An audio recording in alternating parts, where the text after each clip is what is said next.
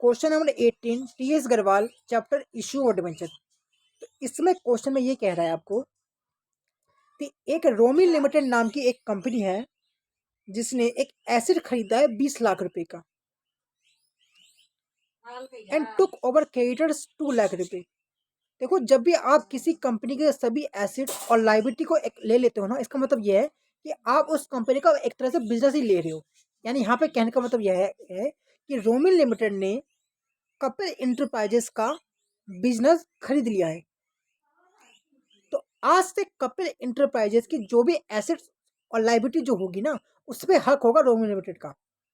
और आज की डेट में जब कपिल इंटरप्राइजेस जब बिक रहा था ना, तो आज के डेट में कपिल इंटरप्राइजेस की जो एसेट थी वो 20 लाख रुपए की थी और लाइबिलिटी थी 2 लाख रुपए की। किसकी? कपिल इंटरप्राइजेस की, जो बिक रही है। और खरीद कौन रहा है? हमारी रोमी लिमिटेड।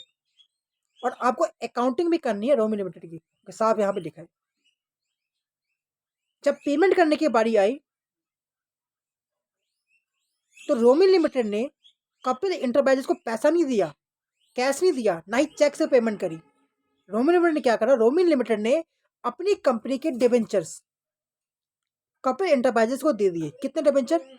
रोमी लिमिटेड, सेकेंड हैंड देखो, Romi limited issued 8% debenture of ₹100 each.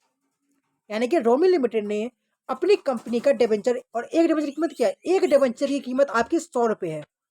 एक डिबेंचर की कीमत आपकी 100 रुपये है एट डिस्काउंट ऑफ 10%, जिसको कंपनी ने डिस्काउंट में दिया है, यानी कि 10%। यानी कि 100 रुपये का 10% कितना होता है? 10 रुपये, यानी कि 90 रुपये में दिया है। यानी कि रोमिल लिमिटेड ने कपिल इंटरप्राइजेस का बिजनेस खरीद लिया है। उस टाइम कपिल इंटरप्राइजेस की जो एसेट थी वो 20 लाख रुपए की थी और लाइबिलिटी थी 2 लाख रुपए की। जब पेमेंट करने की बारी आई तो रोमिल लिमिटेड ने पैसा नहीं दिया, अपनी कंपनी के डिबेंचर दे दिए। 100 रुपये का फेस वैल्यू था, लेकिन 10% के डिस्काउंट में, यानी कि 90 रुपये में दे दिया। ये आपको क्वेश्चन कह रहा है। अब हम देखते हैं क्वेश्चन में एक्सप्लेनेशन इसकी। तो सबसे पहले क्या करना है? सबसे पहले आपको ये पता करना है, सबसे पहले आपको स्टेप नंबर 1 में ये पता करना है कि ये जो कपिल इंटरप्राइजेस है इसकी औकात कितनी है, इस बिजनेस की औकात कितनी है कपिल इंटरप्राइजेस की। औकात यानी कि इस कंपनी की नेट एसेट की वैल्यू कितनी है, ये हमें पता करना है सबसे पहले। ठीक है, कैसे निकाल देंगे इस कंपनी की औकात यानी नेट एसेट? कुछ नहीं करना, जो उस कंपनी की जो एसेट थी ना, उसमें माइनस कर दीजिए लाइबिलिटीज को। ठीक है, तो एसेट कितनी थी कपिल इंटरप्राइजेस की? 20 लाख रुपए की। लाइबिलिटी कितनी थी? 2 लाख रुपए की। यानी कि 20 लाख माइनस में 2 लाख, यानी कि 18 लाख रुपए की इस बिजनेस की औकात थी। किसकी? कपिल एंटरप्राइजेस बिजनेस की औकात आज के डेट में 18 लाख रुपए थी। ठीक है, लेकिन डील कितने में हुआ है? सॉरी, ये लेकिन डील कितने में हुआ है? डील आपका हुआ है, इस क्वेश्चन में आपको ये नहीं बताया गया। देखो, इस क्वेश्चन में आपको ये नहीं बताया गया कि डील कितने में हुआ है, यानी कि परचेज कंसिडरेशन का अमाउंट कितना है। तो ध्यान रखना, उस केस में आप ये जूम करते हो कि जितने की नेट एसिड है उतने में आपका डील हुआ है, यानी कि वो आपका परचेज कंसिडरेशन है। इस क्वेश्चन में आपको ये बताया गया है कि कपिल इंटरप्राइजेस की एसिड 20 लाख रुपए की है और 2 लाख रुपए की लाइबिलिटी है, और इसके बिजनेस को रोमिल लिमिटेड ने खरीद लिया। तो सबसे पहले हम क्या किया? सबसे पहले हमने निकाला इस बिजनेस की औकात कितनी है कपिल एंटरप्राइजेस की। कितनी थी औकात? 18 लाख रुपीज की। 20 लाख माइनस में 2 लाख रुपए। चूंकि इस क्वेश्चन में हमें ये नहीं बताया गया कि डील कितने में हुई है, और ना ही ये बताया गया है कि हमारी कंपनी ने कितने डिबेंचर इशू करे हैं। कितने डिबेंचर, ये बता रखा है एक डिबेंचर 100 रुपए का है फेस वैल्यू, लेकिन ये नहीं बताया कि कितने डिबेंचर इशू करे हैं। तो उस केस में आप ये एज्यूम करोगे कि जितनी आपकी नेट एसिड है ना, उतने में आपकी डील हुई है, ये आप एज्यूम करोगे। क्योंकि ना तो आपको ये बताया गया है कि कंपनी कितने डिबेंचर इशू कर रही है, और ना ये बताया गया कितने आपकी डील हुई है, कितने आपके परचेज कंसिडरेशन है। तो एंट्री क्या होगी आपकी? एंट्री आपकी होगी, फर्स्ट एंट्री होगी आपकी एसिड अकाउंट डेबिट 20 लाख रुपए। Acid account debit 20। देखो, जब जब रोमी लिमिटेड नाम की हमारी कंपनी जब कपिल एंटरप्राइजेस की जब एसिड ले लेगा, यानी जब बिजनेस ले लेगा, जब ले लेगा तो क्या होगा? रोमी लिमिटेड के पास एसिड आएगा ना, और जब एसिड आएगा तो क्या होगा? एसिड आएगा, आपको अकाउंटिंग किसी करनी है? आपको अकाउंटिंग करनी है रोमी लिमिटेड की, यानी आपको रोमी लिमिटेड के पॉइंट ऑफ व्यू से सोचना है।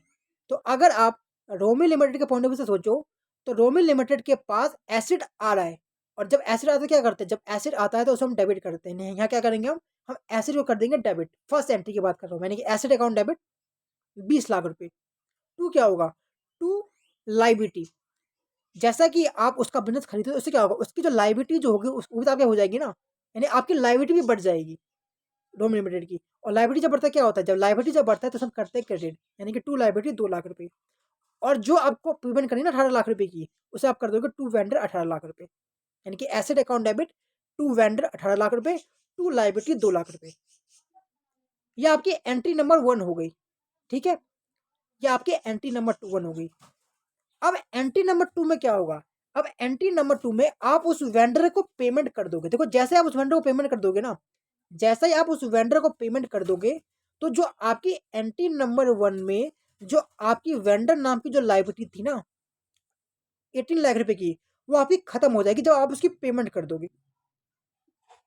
यानी एंट्री नंबर 2 में क्या हो रहा है, एंट्री नंबर 2 में आप उस वेंडर को पेमेंट कर दोगे 18 लाख रुपीज का। तो क्या एंट्री होगी, वेंडर अकाउंट डेबिट 18 लाख रुपए। ठीक है, यानी आपके वेंडर नाम की लाइबिलिटी खत्म हो गई एंट्री नंबर 2 में। टू क्या होगा, टू डिवेंचर। आपको ये बात अच्छे से बताए कि डिवेंचर में क्या आता है, डिवेंचर में आता है आपका फेस वैल्यू। डिवेंचर में आपका आता है फेस वैल्यू। अच्छा, आपने अभी तो हमें ये निकाला ही नहीं हमने कि हमारी कंपनी कितने डिवेंचर इशू करेगी। तो कितने डिवेंचर इशू करेगी, आपको कितना रुपया देना है, आपको देना है 18 लाख रुपए। और एक डिवेंचर और यानी कि आपका इस क्वेश्चन के अंदर आपने ये जूम करा है कि परचेज कंसिडरेशन आपका है 18 लाख रुपए, जो आपका नेट एसेट था। तो हम डिवाइड कर, अगर हमको ये निकालना हो कि नंबर ऑफ इशू डिवेंचर कितने हैं, तो कैसे निकालोगे आप, परचेज कंसिडरेशन डिवाइड में इशू प्राइस। और इसको हम आपका इशू प्राइस कितना है, फेस वैल्यू आपकी 100 रुपये है, लेकिन आपने डिस्काउंट में इशू करा है 10%, यानी कि आपने 90 रुपये में इशू करा है। यानी कि 18 लाख डिवाइड में 90, तो आपका आएगा 20,000। यानी कि रोमी लिमिटेड 20,000 डिवेंचर इशू करेगी।